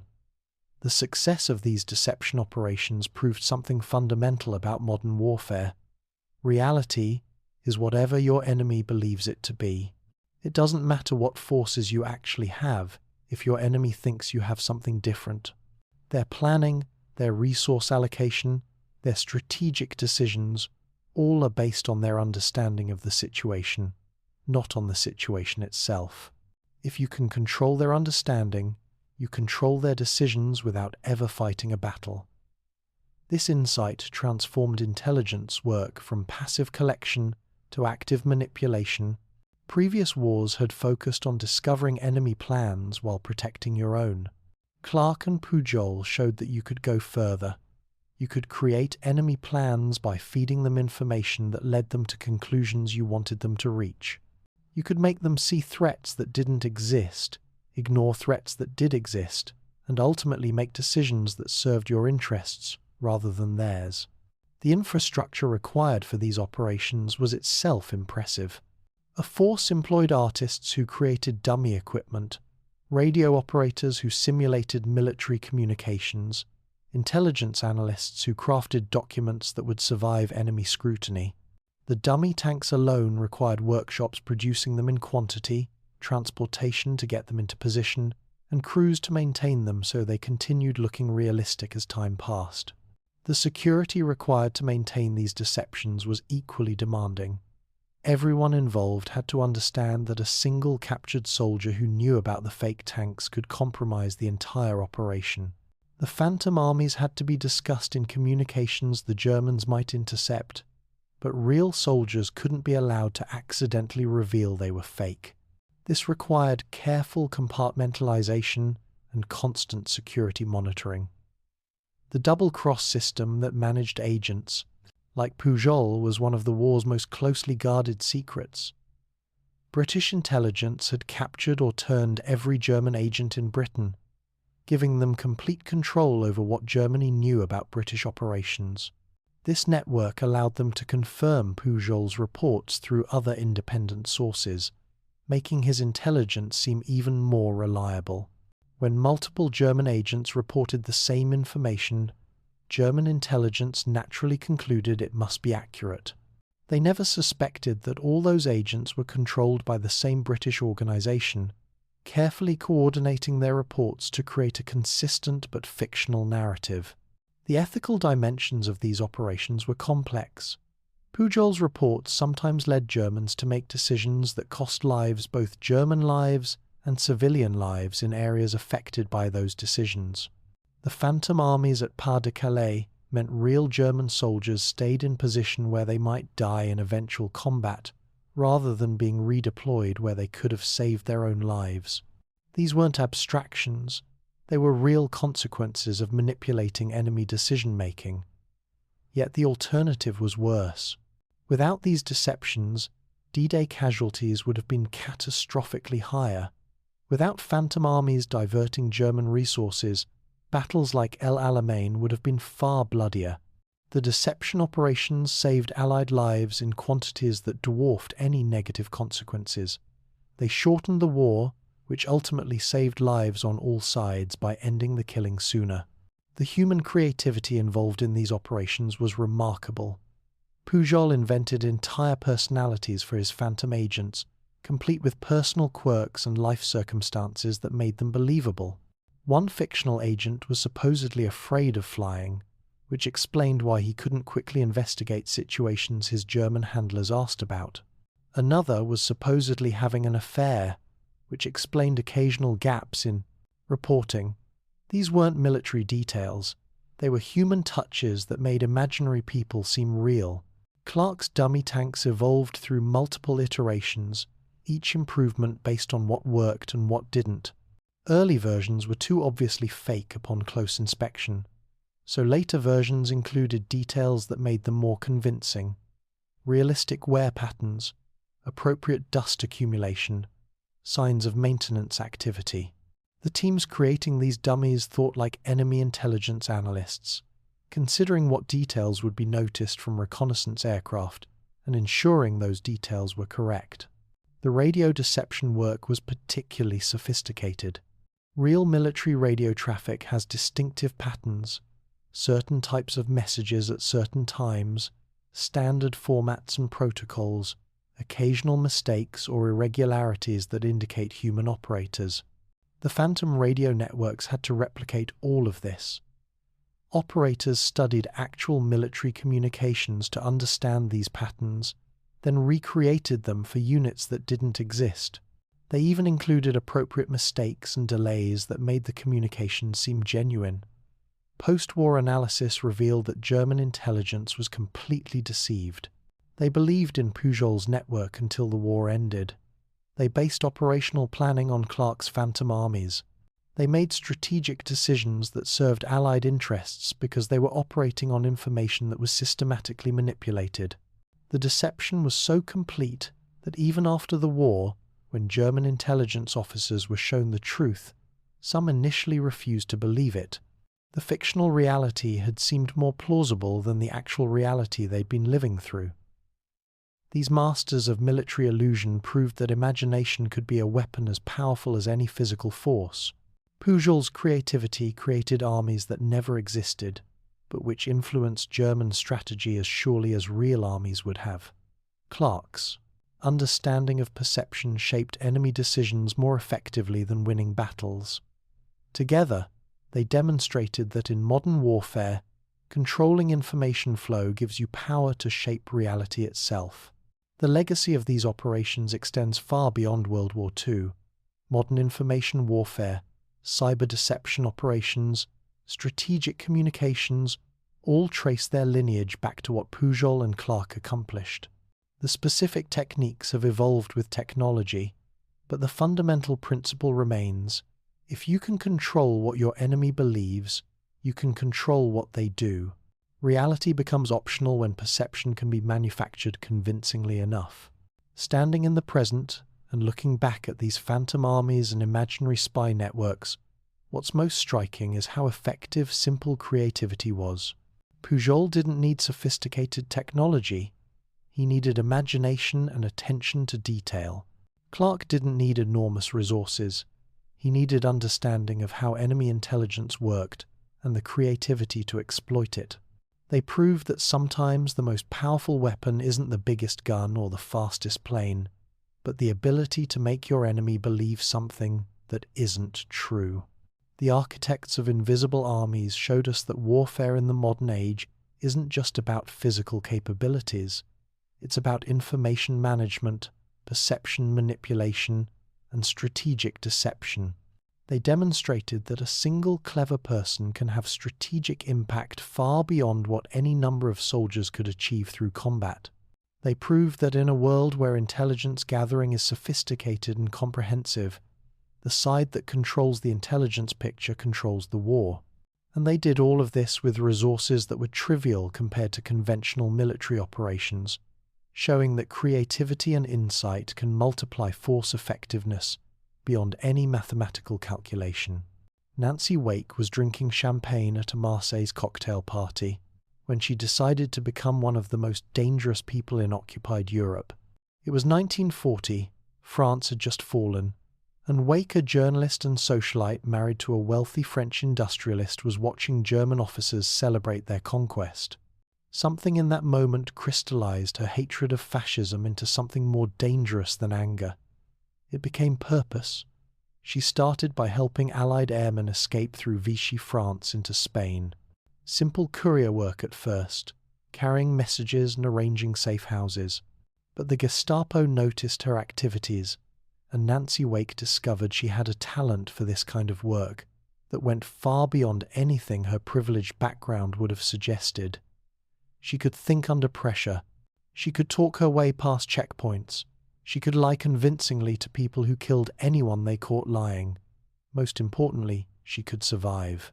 By 1943, the Gestapo had put a 5 million franc bounty on her head, the highest price for any Allied agent. They called her the White Mouse because she always slipped their traps. They'd arrested her 6 times and released her 6 times because she talked her way out with stories that were plausible enough to create doubt. But her luck was running thin and her husband was in danger, so British intelligence evacuated her to London for training. The Special Operations Executive trained her in weapons, explosives, sabotage, codes, and guerrilla warfare. Then they parachuted her back into France in April 1944 with orders to organize resistance forces in the Auvergne region for D-Day operations. What she found was 7,000 French Maquis fighters, farmers, shopkeepers, students who had weapons but no training, courage but no coordination, determination but no strategy. Wake transformed them into an army. The numbers she accomplished seem impossible. Her forces killed 1,400 German soldiers in the months around D-Day. They destroyed countless supply convoys heading toward Normandy, tying down 22,000 German troops who should have been reinforcing the invasion defenses. They received 944 parachute drops of weapons and supplies that Wake coordinated, turning untrained resistance fighters into effective guerrilla units. But perhaps her most remarkable achievement was a bicycle ride. Her radio operator was captured with his codes, cutting her off from London at the worst possible moment. The nearest radio was in another resistance cell, 500 kilometers away through German-controlled territory. Wake bicycled that distance in 72 hours, through checkpoints and patrols, to send her messages. Then she bicycled back and led an attack that destroyed the Gestapo headquarters where they'd been coordinating operations against her network. Picture what that actually required. 500 kilometers is over 300 miles. In 72 hours, through occupied territory where being stopped at any checkpoint could mean capture, torture, and execution. On roads where German patrols were actively hunting for resistance fighters. Wake did this not because she was superhuman, but because the alternative was letting her resistance network collapse at the moment when they were most needed. The Gestapo's obsession with catching her revealed how effective she'd become.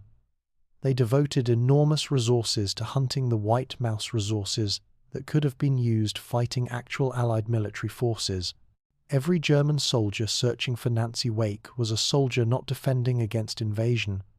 Every intelligence officer tracking her movements was one not tracking actual military threats. She'd become a strategic asset simply by surviving and continuing operations. Her forces' operations around D-Day demonstrate what well-led resistance could accomplish. They ambushed German reinforcement columns trying to reach Normandy, delaying them by days. They destroyed bridges and railroad tracks, forcing detours that consumed fuel the Germans couldn't spare. They provided intelligence about German positions and movements that helped Allied planners, and they did all this while living in rough camps in the mountains, supplied only by parachute drops that might or might not arrive. The psychological impact on German forces was severe. Nowhere was safe. That convoy route you used yesterday might be ambushed today. That bridge you crossed this morning might be destroyed by evening. Those supplies you're counting on might never arrive because resistance fighters blew up the train carrying them. Occupation requires controlling territory, but you can't control territory when the population has become an active enemy supported by external powers. After the war, Wake discovered that her husband had been captured by the Gestapo, tortured for information about her activities, and executed when he refused to talk. The man who'd supported her initial resistance work, who'd used his wealth and connections to help her save Allied airmen, had died protecting her. She never remarried, living until 2011, never quite forgiving herself for surviving when he didn't. But if Nancy Wake's story shows the triumph of resistance under occupation, we're told Pilecki's shows something even more extraordinary. The willingness to descend into hell itself for intelligence. In September 1940, Pilecki deliberately got himself arrested in a Warsaw Street roundup. His destination was Auschwitz, the death camp that was just beginning operations. His mission was to organize resistance inside the camp and smuggle out intelligence about what was actually happening there. He was voluntarily entering a place designed to destroy human beings systematically, with no guarantee he'd ever leave. For 947 days, Pilecki lived in Auschwitz. He organized an underground network of nearly 1,000 prisoners, distributed across different sections of the camp. They gathered medicine, arranged easier work assignments for weakened prisoners, prepared for an uprising that would liberate the camp if Allied forces could reach them in time. And they documented everything: the gas chambers, the crematoria, the systematic murder of thousands of people daily. Pilecki's reports reached Allied intelligence through underground channels. They were the first credible information about the Holocaust to reach the West. They described in precise detail how people were being killed, how many were dying, what the Germans were trying to accomplish. Many Allied officials refused to believe the reports because the scale of murder described seemed impossible. Human beings, they thought, couldn't possibly be systematically murdering other humans in the quantities Pilecki described. But Pilecki wasn't exaggerating. He was understating because he feared that reporting the full horror would make his information seem like propaganda. He documented a genocide that was killing thousands of people daily, and he did it from inside the death machine itself, knowing that any day he could become just another victim feeding the crematoria. In April 1943, after nearly 3 years inside Auschwitz, Pilecki escaped. He walked out during a work detail, overpowered a guard, and fled into the night. The escape succeeded partly through careful planning and partly through sheer determination. Once outside, he continued his resistance work, fighting in the Warsaw Uprising of 1944, surviving that catastrophe, and continuing to resist Soviet occupation after the war ended. The Soviets, who'd taken over Poland, eventually arrested Pilecki as a suspected Western spy.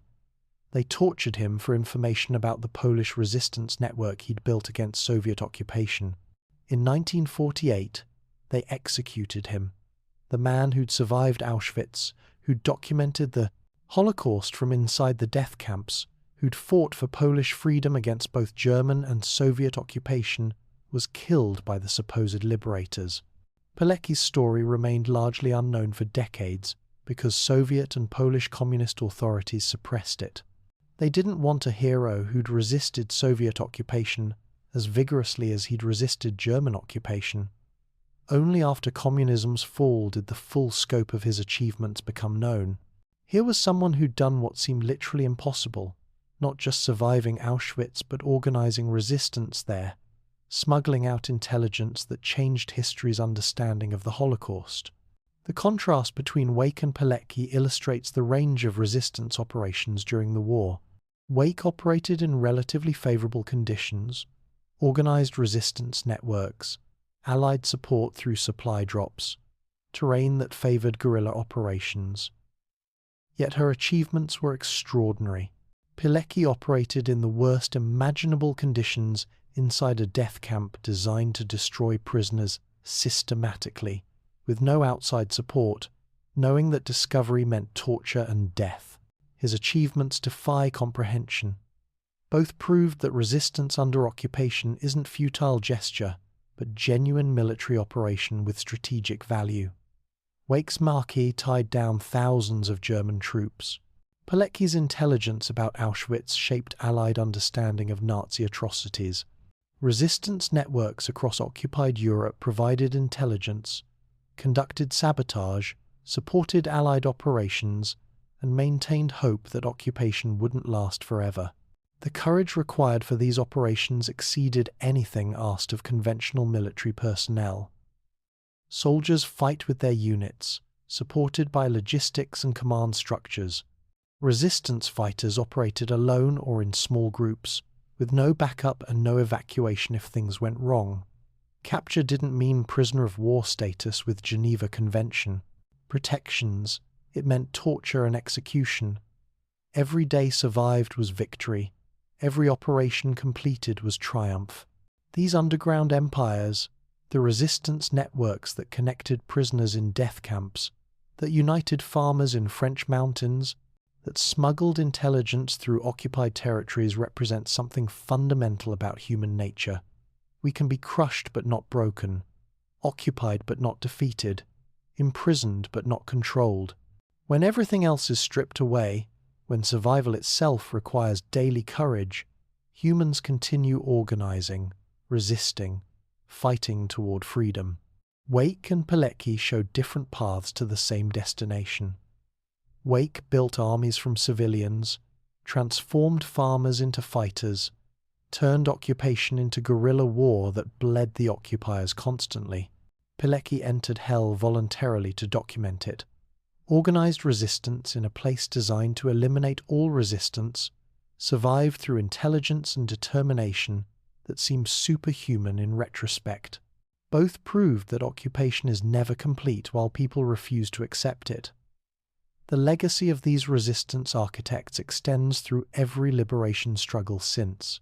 The techniques they developed, underground networks, secure communications, coordinated sabotage, intelligence gathering under extreme conditions, became standard practice. Modern special forces still train to organize indigenous resistance because Wake proved it works. Intelligence agencies still recruit sources willing to enter hostile organizations because Pilecki proved it's possible. These weren't military operations in any conventional sense. They were demonstrations that human courage and organizational ability can create military effectiveness from nothing but determination. They proved that resistance isn't futile gesture, but genuine strategic threat. They showed that even the most crushing oppression cannot eliminate human will to freedom if that will is properly channeled and led. Standing here, examining what these people accomplished, what's most remarkable isn't the tactical details or strategic outcomes. It's the sheer human courage required to continue operating under conditions that would break most people. Wake bicycling 500 kilometers through enemy territory because surrender wasn't option. Pilecki voluntarily entering Auschwitz because somebody needed to document the genocide happening there. These were choices that transcend normal military valor and enter territory of almost incomprehensible dedication to cause. The underground empires they built lasted only as long as the war, but their impact echoes through every resistance movement since. They proved forever that occupation requires the occupied's cooperation, and when that cooperation is withdrawn completely, no amount of military force makes occupation sustainable. They showed that networks built on trust and shared purpose can survive under pressure that destroys conventional organizations. They demonstrated that humans will organize and resist even under conditions designed specifically to make organization impossible. Singapore Harbour in September 1943 was the most heavily defended port in Japanese-controlled Asia. Patrol boats circled constantly, searchlights swept the water, anti-submarine nets stretched across harbour entrances. Shore batteries commanded every approach. The Japanese believed it was impregnable. They were about to learn that impregnable is just another word for insufficiently creative. 14 Australian and British commandos paddled folding kayaks into this fortress. Their vessel was a captured Japanese fishing boat that looked exactly like the hundreds of other fishing boats in these waters. They'd studied the patrol patterns for weeks, memorized the timing of searchlight sweeps, learned when guards were most alert and when fatigue made them less observant. Operation Jaywick was about to prove that the best defense can be penetrated if you're willing to get close enough. The commandos launched their kayaks miles from the harbour, paddling silently through darkness. Folding kayaks designed to be carried aboard submarines or small vessels, then assembled for use, were nearly invisible in the water.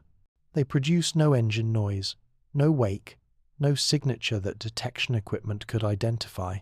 Just men paddling, using skills as old as human civilization, approaching targets defended by technology the ancient world couldn't have imagined. They attached limpet mines to 7 ships totaling 39,000 tons. These mines were simple devices, explosives with magnets that stuck to steel hulls, timers that gave raiders hours to escape before detonation. No sophisticated electronics, no complex mechanisms, just enough explosive to breach a hull below the waterline and sink a ship. The commandos placed them with practiced efficiency, 1 team per target, then paddled back into darkness. Singapore burned behind them as they made for rendezvous points 50 miles away. The Japanese response was massive and completely misdirected.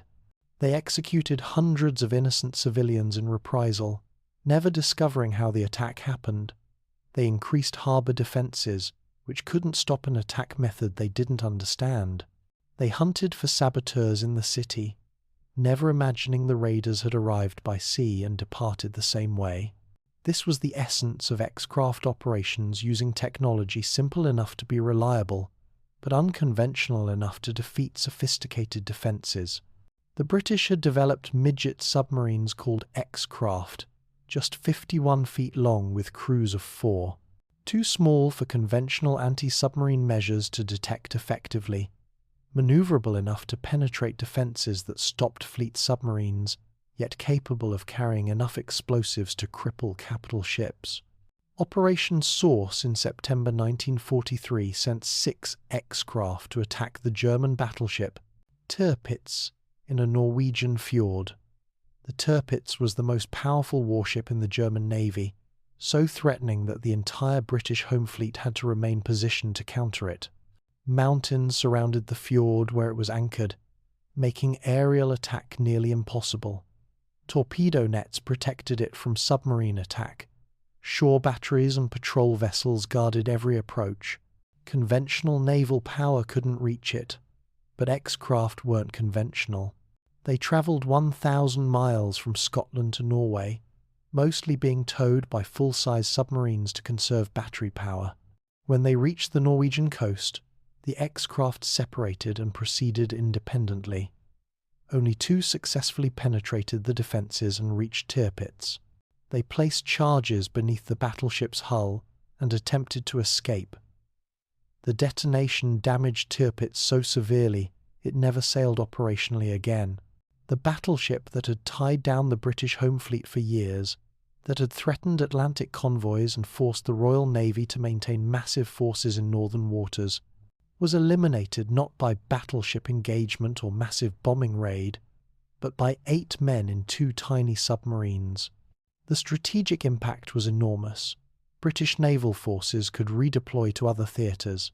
Atlantic convoys faced reduced threat. German naval power in northern waters was effectively neutralised. The crews of those X-craft knew their mission was essentially suicidal. They would either escape and evade capture in hostile territory, or they'd be captured, or they'd die in the attempt. 4 of the 6 X-craft were lost. Some men were captured, some died, a handful escaped. But they'd accomplished what conventional forces couldn't, using technology that was almost primitive in its simplicity but revolutionary in its application. Meanwhile, specialized units were conducting a different kind of technology warfare, stealing enemy innovations before they could be deployed effectively. Number 30, Assault Unit, created and initially led by Ian Fleming, who would later write the James Bond novels, advanced with, or ahead of frontline troops, specifically to capture enemy technology before it could be destroyed. Their targets weren't military positions in the conventional sense. They were research facilities, testing grounds, manufacturing plants, anywhere German scientists and engineers were developing new weapons and technologies. The unit included scientists and engineers who could recognize valuable technology, assess its importance, and determine what needed to be captured intact rather than simply destroyed. They seized German radar installations and brought back equipment that revealed how far German radar technology had advanced. They captured Enigma machines and code books that helped British cryptographers break German communications. They liberated scientists who'd been forced to work for Germany, bringing both their expertise and knowledge of German research programs. They grabbed submarine technology, jet engine blueprints, rocket research data, anything that could give the Allies advantage or prevent Germany from achieving breakthrough that might change the war's outcome. One raid captured technical documents that advanced British jet engine development by an estimated 2 years. Consider what that means. 2 years of research and development, thousands of engineering hours, millions of pounds of investment, all acquired by capturing the right facility at the right time. The raid that seized those documents probably cost less than a week's worth of research funding, yet delivered years of progress. This technology piracy required different skills than conventional combat operations. Unit members needed to recognize what was valuable, often while fighting was ongoing around them. They needed to understand technical documentation well enough to grab the right files while leaving less important material. They needed to protect delicate equipment during combat operations where everything was being destroyed, and they needed to move faster than enemy forces trying to destroy sensitive material before it could be captured. The V-2 rocket program was a particular target. These were the world's first ballistic missiles, years ahead of anything the Allies had developed. German engineers had solved problems of guidance, propulsion, and structural integrity that Allied scientists were still struggling with. Capturing intact V-2 components and the technical data behind them would give the Allies a massive head start in post-war rocket development. Number 30. Assault unit raced ahead of advancing forces, trying to reach V-2 facilities before SS demolition teams could destroy everything. Sometimes they succeeded, sometimes they arrived minutes too late to find burning facilities and executed scientists. But what they did capture, components, blueprints, technical documentation, and eventually German scientists themselves became the foundation of American and Soviet space programs. The rockets that later put satellites in orbit and men on the moon trace their lineage directly back to technology captured by these specialist units. The sophistication of this technology warfare was remarkable. It wasn't enough to simply capture equipment.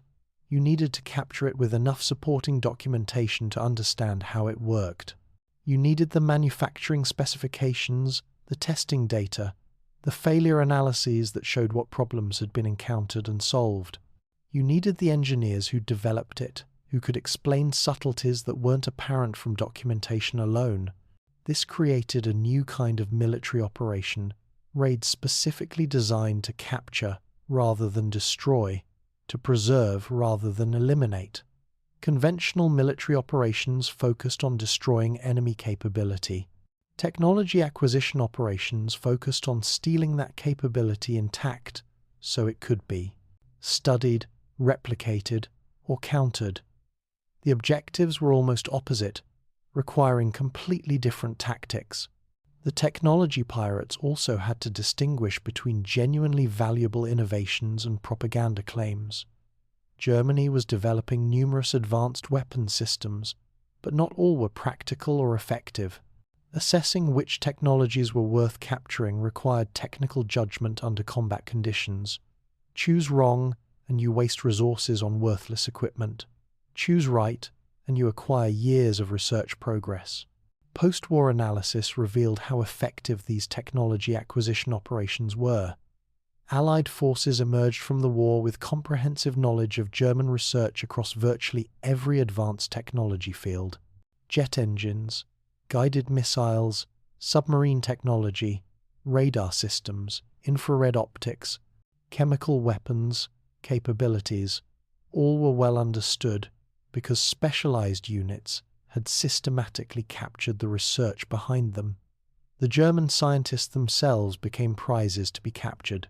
Both American and Soviet forces raced to secure top German researchers, offering them immunity, employment, and the chance to continue their work for new masters. Operation Paperclip brought hundreds of German scientists to America, including Werner von Braun and his entire rocket development team. The Soviets conducted similar operations. The space race of the 1950s and 60s was in many ways a continuation of World War II technology acquisition, with each side using captured German expertise to advance their programs. The kayak raiders, midget submarine crews, and technology acquisition teams all understood the same principle. Conventional approaches often fail against well-defended targets, but unconventional methods exploiting unexpected vulnerabilities can succeed brilliantly. Singapore Harbour couldn't be attacked by conventional naval forces, but kayaks could penetrate its defences. Tir pits couldn't be sunk by bombs or torpedoes, but charges placed directly beneath its hull by midget submarines could cripple it. German technology couldn't be developed fast enough to match Allied needs, but stealing it through targeted raids could close the gap immediately. These operations also demonstrated that technology itself is neutral. It's the creativity of application that matters. Folding kayaks was simple technology, but applied cleverly they became weapons that penetrated the most sophisticated defenses. Midget submarines were primitive compared to fleet submarines, but they could reach targets the larger vessels couldn't. The real innovation wasn't in the technology itself, but in recognizing how unconventional applications could succeed where conventional approaches failed. The legacy of these technology pirates extends through modern special operations. Every hostage rescue that relies on penetrating security through unexpected routes echoes Operation Jaywick. Every surgical strike against hardened targets remembers the X-Craft attacks. Every intelligence operation focused on capturing technology rather than destroying it traces back to Number 30 Assault Unit. The specific technologies have changed, but the principles remain constant. Creativity in application matters more than sophistication of equipment. Unconventional approaches often succeed where conventional ones fail, and sometimes the best way to defeat enemy technology is to steal it rather than destroy it. These innovation warriors proved that warfare in the modern age rewards creativity as much as firepower. They showed that small groups using unconventional methods could accomplish objectives that massive forces using conventional approaches couldn't. They demonstrated that technology advantage can be gained through theft as effectively as through research. And they did all of this while taking risks that seemed suicidal, succeeding through careful planning combined with extraordinary courage and just enough luck to survive encounters that killed most who attempted them. Stand at Fort Liberty in North Carolina today and watch United States Army Special Forces conduct training exercises. Watch them prepare for deep penetration missions behind enemy lines. Watch them practice aerial resupply coordination. Watch them study how to live off hostile terrain while maintaining combat effectiveness. You're watching Order Wingate's Ghost. Every technique, every principle, every tactical consideration traces directly back to those Chindits who vanished into Burmese jungle in 1942. The lineage isn't metaphorical. It's documented in training manuals, tactical doctrine, operational planning procedures used by special operations forces worldwide. When American Special Forces advise indigenous forces in remote regions, they're applying lessons Wingate learned coordinating with local populations in Burma. When British Special Air Service teams conduct long-range patrols supplied by helicopter, they're using logistics concepts proven by those parachute drops to jungle clearings. When Canadian Special Operations Forces train for survival in extreme environments, they're building on foundations laid by men who survived 3 months in terrain designed to kill them. Modern Special Operations doctrine exists because these forgotten commanders proved it works. Before Wingate, military theory said armies needed secure supply lines, artillery support, and constant communication with headquarters. Wingate proved you could operate effectively without any of those things if you understood your environment and led competent people properly. That single insight revolutionized warfare more thoroughly than most weapons innovations. The long-range desert group's vehicle tactics became the foundation for every Special Forces mobility unit on Earth, from British Special Air Service Land Rovers racing across Middle Eastern deserts to American Special Operations vehicles in Afghanistan and Iraq. The principles remain identical: navigate by stars and dead reckoning, carry enough fuel and supplies for extended independent operations, strike targets conventional forces cannot reach, disappear before enemy response can organize. Popsky's private army discovered these principles through necessity. Now they're taught in every special operations course worldwide. When Navy SEALs train in combat swimming and underwater demolition, they're following procedures written by X-Craft commanders who proved submarines could be weapons of surgical precision rather than just commerce raiders. The techniques evolved, Modern combat divers use sophisticated breathing apparatus rather than simply holding their breath, carry more advanced explosives, have better navigation equipment. But the fundamental concept of using water as concealment to approach heavily defended targets, placing explosives precisely, and escaping before detonation, that's pure X-craft doctrine, proven in Norwegian fjords and proven again in countless operations since. Intelligence agencies worldwide still use principles that Juan Pujol and Dudley Clark perfected. The double-cross system Pujol exemplified, turning enemy agents and feeding them controlled information, remains so effective that many current applications stay classified 80 years later. Modern deception operations still create phantom capabilities to mislead adversary intelligence. We've added digital components, false cyber footprints, manipulated metadata, fake social media presences, but the core concept hasn't changed. Make your enemy believe something that isn't true, and their decisions will serve your interests rather than theirs. Clark's work on phantom armies evolved into comprehensive military deception doctrine. Every major military has units dedicated to creating false impressions of capability, position, and intention. The technology's advanced now. We use digital signatures and electronic emissions rather than inflatable tanks, but the psychological principles remain constant. Humans want to find patterns in data, give them consistent information from multiple sources, and they'll construct narratives explaining what they observe. Once those narratives form, contradictory evidence gets dismissed. This vulnerability in human cognition remains exploitable, and Clark wrote the manual for exploiting it. Modern resistance doctrine, taught to special forces worldwide for organizing indigenous forces, comes directly from Nancy Wake's Maquis operations and Sidir Kovpak's partisan warfare. The circumstances change. Urban warfare has largely replaced forest operations, digital communications have replaced radio drops. Modern weapons are more sophisticated, but the fundamentals haven't. Organize locals who know the terrain. Train them in essential skills. Supply them through whatever means available. Coordinate their operations without revealing network structure. Use mobility and surprise to overcome numerical disadvantage. These principles worked in French mountains and Ukrainian forests, and they work today, anywhere populations resist occupation.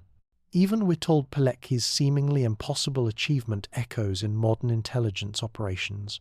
Agencies still recruit assets willing to penetrate hostile organizations, though none face anything approaching Auschwitz's horror. The principle he proved that determined individuals can gather intelligence from inside.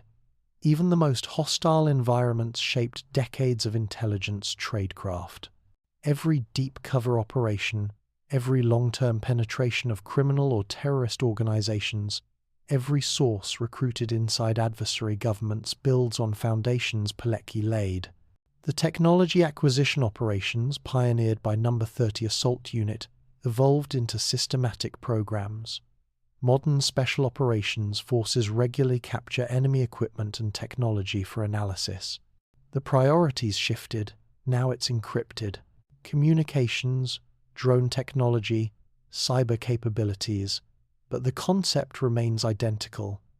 Understanding adversary capabilities requires examining their actual systems, not just theoretical intelligence assessments.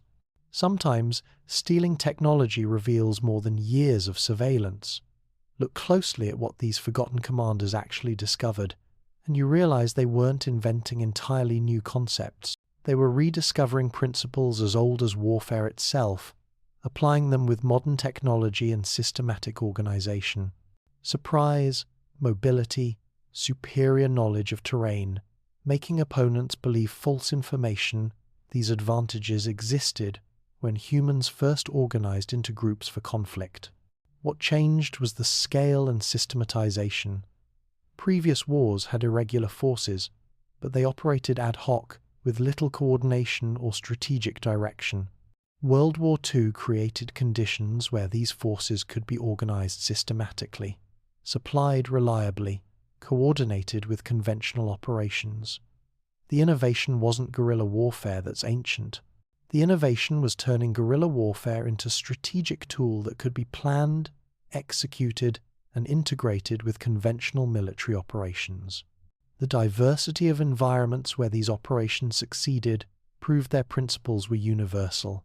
Jungle, desert, Arctic forest, occupied cities, even inside death camps everywhere, small groups properly led and supplied could have impact far beyond their numbers. This universality is why modern special operations forces train for every conceivable environment. The specific tactics change, but the fundamental approach works anywhere humans can survive. The human element remains constant. Equipment improved dramatically since 1945.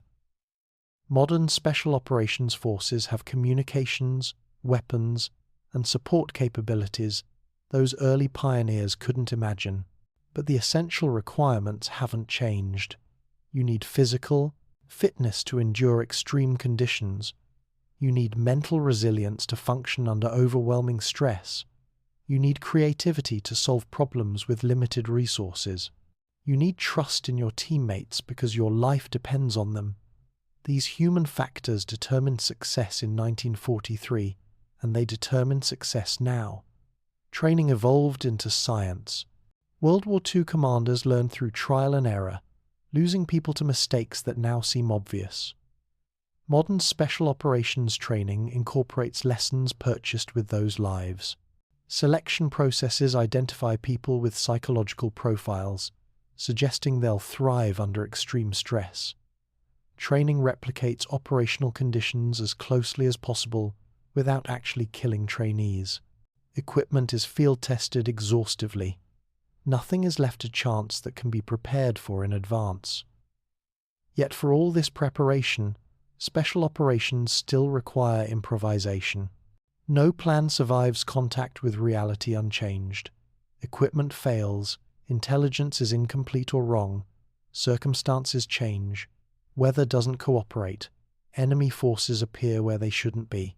Success still depends on people making good decisions under extreme pressure with incomplete information. That part hasn't changed and probably never will. The ethical questions these early operations raised remain unresolved. Deception operations like Pujol's cause enemy soldiers to make decisions that get them killed. Is this morally different from killing them directly in combat? Resistance operations endanger civilian populations through reprisals. Does strategic necessity justify putting non-combatants at risk? Technology acquisition sometimes meant recruiting scientists who'd worked on weapons designed to kill Allied soldiers. Should technical expertise excuse participation in enemy war efforts? These aren't academic questions. Modern special operations forces face them constantly. Every operation risks civilian casualties. Every intelligence source might have blood on their hands. Every tactical decision might have strategic consequences no one predicted. The commanders who pioneered special operations faced these dilemmas without doctrine to guide them, making decisions based on intuition and necessity. We've had 80 years to develop ethical frameworks, yet the questions remain difficult. What's certain is that warfare changed fundamentally because of what these people proved possible. Before World War II, special operations were sideshow curiosities, small raids that might embarrass the enemy but couldn't affect strategic outcomes. After World War II, every military recognized that special operations could have strategic impact. This recognition shaped force structure, training priorities, equipment development, and doctrine across all modern militaries. The soldier-to-impact ratio these operations achieved was unprecedented. A handful of X-Craft crew members eliminated Germany's most powerful battleship as a strategic threat. 47 men in Popsky's private army destroyed equipment worth more than their entire unit would cost to field for decades. Pujol's imaginary spy network, operated by one person, potentially saved 50,000 Allied casualties at D-Day. These ratios, tiny forces, creating enormous impact, became aspirational standards that special operations still pursue. The knowledge that such operations were possible changed strategic planning. Now, military leaders had to consider not just conventional threats, but unconventional ones. Harbor defenses couldn't focus only on ships and aircraft. They had to worry about kayaks and combat swimmers. Supply lines couldn't rely on being behind friendly lines. They might be vulnerable to deep penetration raids. Intelligence couldn't trust its own assessments without considering that information might be systematically manipulated. This uncertainty, not knowing what was real and what was deception, what was secure and what was vulnerable, became a permanent feature of modern warfare. Standing here in the present, looking back at what these forgotten commanders accomplished, the most striking thing isn't the specific operations. It's that they saw possibilities nobody else recognized, convinced people to attempt things everyone said were impossible, and succeeded through combination of planning, leadership, and determination that redefined what small forces could achieve. They didn't just win battles, they invented entirely new categories of warfare. Their legacy lives in every special forces operator fast roping from helicopters, every intelligence analyst creating deception operations, every resistance fighter organizing against occupation, every commando team conducting raids conventional forces cannot. It lives in doctrine taught at military schools worldwide, in equipment designed for unconventional operations, in training that pushes people beyond what they thought their limits were. Most fundamentally, it lives in the knowledge that when circumstances demand it, humans can accomplish far more than anyone thinks possible. These weren't superhuman achievements. They were human achievements pushed to absolute limits by people who had no choice but to exceed expectations or die trying. They were demonstrations that warfare's greatest revolutions come not from those who perfect existing methods, but from those desperate enough, creative enough, or visionary enough to invent entirely new ones. The shadows became armies because a few remarkable people refused to accept that small numbers meant insignificant impact. They proved that creativity, leadership, and determination could multiply force effectiveness beyond any calculation.